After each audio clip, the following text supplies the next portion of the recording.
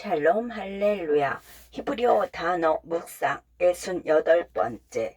새들이 노래하고 춤을 추는 거. 창세기 15장 9절에서 10절. 여호와께서 그 아브라함에게 이르시되 나를 위하여 3년 된 암소와 3년 된 암염소와 3년 된 수량과 산비둘기와 집비둘기 새끼를 가져올지니라. 아브라함이 그 모든 것을 가져다가 그 중간을 쪼개고 그 쪼갠 것을 마주 대하여 놓고 그 쇠는 쪼개지 아니하였으며. 창세기의 이 구절에서 하나님은 피로 아브라함과의 언약을 맺으셨다. 고대에는 두 사람이 계약을 맺을 때 동물을 죽이고 반으로 쪼갠 다음 두 쪽을 서로 몇 피트 떨어진 곳에 떼어 놓았다. 그런 다음 떼어 놓은 그 사이에 짐승의 피를 뿌렸다. 계약을 맺은 두 사람은 손을 잡고 피가 뿌려진 길을 걷는다. 이는 계약 조건을 위반하면 이 짐승처럼 반으로 쪼갠다는 것을 상징한다.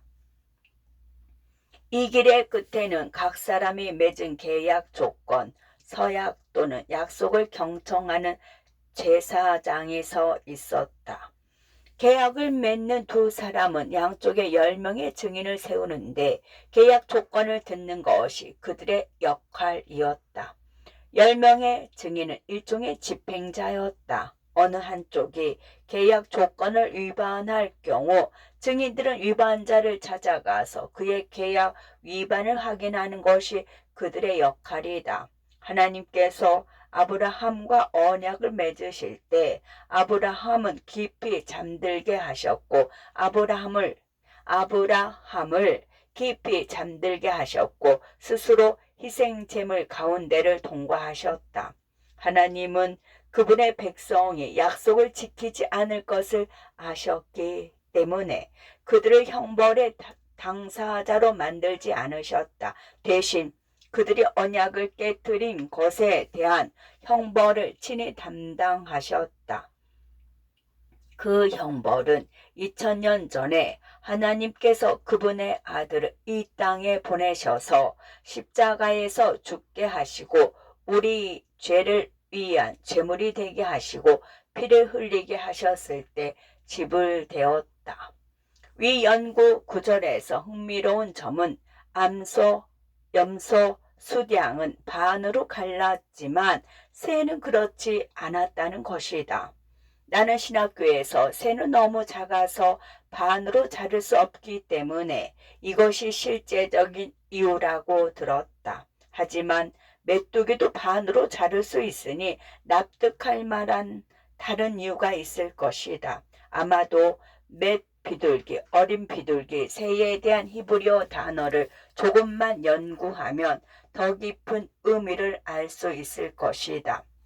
첫 번째 비둘기 히브리어는 타바르이다. 물론 맷비둘기를 의미하지만 돌아다니다, 탐색하다, 조사하다, 탐구하다를 의미할 때 자주 사용되는 세모 어근에서 유래했다.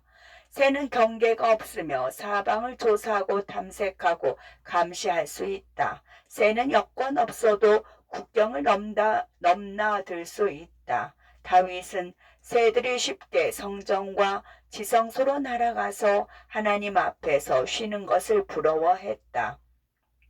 이스라엘은 새 대륙이 만나는 지점에 위치해 있으며 비교할 수 없는 규모로 철새들이 이동한다. 연구에 따르면 약 5억 마리의 새가 이동하는 과정에서 매년 2번 이스라엘의 좁은 영공을 통과한다고 한다. 아마도 새들은 그 신성한 땅에서 하나님의 임재를 감지할지도 모른다. 또 타바르는 진실을 발견하기 위해 자신의 마음을 살핀다는 의미로 사용된다. 입술은 거짓말을 할 수 있어도 마음은 거짓말을 할 수가 없다. 사람이 자신의 마음을 말하면 거짓말을 하는 것이 아니다. 사사기 16장에서 삼손이 자신의 힘의 근원에 대해 묻는 들릴라를 3번이나 속였지만 4번째로 마음을 다 말했다는 진실을 말한 것이다. 두 번째 어린 비둘기는 히브리어로 고제르이다. 조류학자들은 도부, 작은 종류의 비둘기와 피존, 큰 종류의 비둘기 사이에 생물학적 차이가 없으며 실제로는 같은 새라고 말한다. 그래서 몇몇 번역은 고제르를 둥지를 트는 새로 번역하기도 한다. 창세기 15장 10절은 아브라함이 새를 의미하는 단수형 용어인 타바르를 쪼개지 않았다고 말한다. 눕혀진 2마리의 새에 대해 2개의 다른 히브리어 단어가 사용되었지만 둘 다 언급할 때 단수 형태가 사용된다. 따라서 영구 구절은 한 종의 새에 대해 말하는 것으로 보인다. 히브리어에서는 단수형으로 그렇게 할 수 있다. 실제로 히브리어에서 복수형과 단수형은 영어처럼 항상 같은 의미가 아니다. 때때로 복수형은 궁극적이거나 가장 강력한 것을 나타낼 수 있고 반면 단수형의 2가지는 한 종류의 2가지를 의미할 수 있다. 따라서 여기에 사용된 새는 2 종류가 아니라 한 종류라고 추정할 수 있다. 그렇다면 한 마리의 새만 언급됐는데 맷비둘기에 2 단어가 사용된 이유는 무엇일까?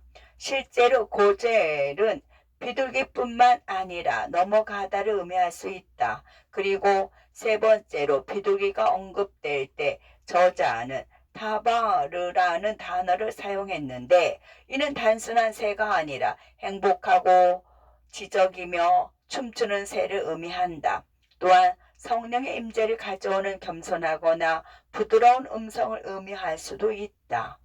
그러므로 다음에 당신의 친구와 하나님의 사랑을 나누기 위해 스타벅스 밖에 앉아 있을 때 작은 새가 당신 가까이에 와서 지저귀고 춤춘다면 기록해 두기를 바란다. 성령이 바로 그 순간에 임재하신다는 것을 말해주는 증표일 수 있다. 마지막 의견은 그런 종류의 것에 관심이 있는 분들을 위한 것이지만 단지 진지한 연구로 돌아가겠다. 작가는 분명히 여기에서 언어 유희를 하며 훨씬 더 깊은 것에 대한 힌트를 만든다. 이 작은 이야기에는 새가 2 부분으로 나뉘지 않았다는 것을 타바르, 즉 우리의 마음을 정탐하고 살펴서 죄가 있는지 확인하는 성령을 상징하기 때문이라는 메시지가 숨겨져 있다. 예수 그리스도의 피의 희생을 통해 우리는 죄에서 깨끗해지고 구속받았으며 하나님은 죄에 대한 형벌을 고제 넘어가게 하셔서 우리가 여호와의 기쁨과 춤인 지파르 안으로 들어갈 수 있게 하신다. 이것은 다음에 지파르 새가 지저귀고 춤추는 것을 볼 때 생각해야 할 것이다. 결국 하나님께서는 우리에게 말씀하시려고 창조하신 모든 것을 우리에게 주셨으니 우리는 그저 마음으로 듣기만 하면 된다. 여호와께서 그에게 이르시되 나를 위하여 3년 된 암소와 3년 된 암염소와 3년 된 수량과 산비둘기와 집비둘기 새끼를 가져올지니라. 아브라함이 그 모든 것을 가져다가 그 중간을 쪼개고 그 쪼갠 것을 마주 대하여 놓고 그 새는 쪼개지 아니하였으며 새들이 노래하고 춤을 추는 것. 아멘.